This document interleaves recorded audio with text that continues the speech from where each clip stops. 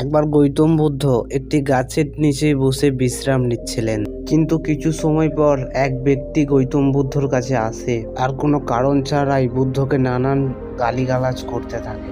এরপর সেই ব্যক্তিটি বুদ্ধের প্রতিক্রিয়ার অপেক্ষায় দাঁড়িয়ে রইল, কিন্তু আশ্চর্যের ব্যাপার হলো গৌতম বুদ্ধ এর কোনো প্রতিক্রিয়াই দিলেন না। তিনি শান্তভাবেই বসে রইলেন। এতে সেই মানুষটি আরো রেগে গেল এবং বুদ্ধকে অপমান করার জন্য আরো অপমানজনক শব্দ ব্যবহার করতে লাগলো, কিন্তু এরপরেও বুদ্ধ আর কোনো প্রতিক্রিয়া দিল না। এরপরে কয়েক ঘন্টা চলতে থাকে। অবশেষে সেই লোকটা ক্লান্ত হয়ে গৌতম বুদ্ধকে জিজ্ঞাসা করলো, তোমাকে আমি নানান ভাষায় নানানভাবে গালি দিচ্ছি, অপমান করছি, কিন্তু তুমি কোনো প্রতিক্রিয়া কেন দিচ্ছ না? তবুও তোমার আমার উপর রাগ হচ্ছে না? এবার বুদ্ধ শান্তিভাবে প্রশ্নের উত্তর দিল। গৌতম বুদ্ধ বলল, আমি এটা গ্রহণ করছি না, তাই আমার কোনো রাগ হচ্ছে না। এখন লোকটা বিভ্রান্ত হয়ে প্রশ্ন করলো, কিন্তু তুমি তো শুনেছ প্রতিটা কথা, তাই না? বুদ্ধ হেসে বললেন, আমার গালিগালাজের প্রয়োজন নেই, আর আপনার সেই সমস্ত খারাপ ব্যবহার, খারাপ কথা আপনার কাছেই থাকবে।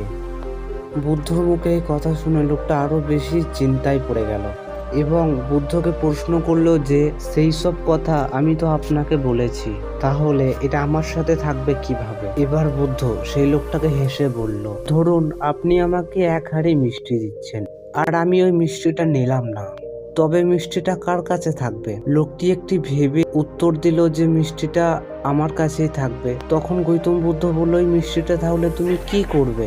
লোকটি বলল, আমি বাড়ি নিয়ে চলে যাব, তারপর আমি আমার সন্তান, স্ত্রী, মা সবাইকে দিয়ে খাবো। গৌতম বুদ্ধ বললেন, হ্যাঁ, আমি তোমার রাগ নেই নাই, তুমি তোমার রাগ বাড়ি যাবে আর তুমি তোমার সন্তান, বাবা মা, স্ত্রীর উপর তোমার রাগ দেখাবে, তাই তোমার প্রতি আমার কোনো রাগ নেই, কোনো রাগ হচ্ছে না।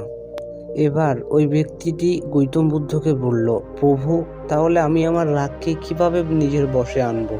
গৌতম বুদ্ধ উত্তরে বলল, তোমার যখন রাগ হবে তখন নিজেকে চুপ করে রাখবে। অতিরিক্ত কথা বললে রাগ আরো বাড়বে, আর রাগ এতটাই খারাপ জিনিস যে তোমাকে ভেতরে ভেতরে খারাপ করে তুলবে। রাগ হলো একটা এমন জিনিস যে তুমি গরম কয়লা তোমার হাতে ধরে রাখছো অন্যজনাকে ছোড়ার জন্য। বন্ধুরা, এই ভিডিওতে আমরা এইটাই শিখতে পারি যে রাগ সবারই আছে, কিন্তু রাগের সময় নিজেকে নিয়ন্ত্রণ করে রাখতে হয়, চুপ থাকতে হয়। ভিডিওটা আপনাদের কেমন লাগলো কমেন্ট করে জানাবেন, আর এরকমই ভিডিও দেখার জন্য চ্যানেলটাকে সাবস্ক্রাইব করে রাখবেন। ধন্যবাদ। Thanks for watching.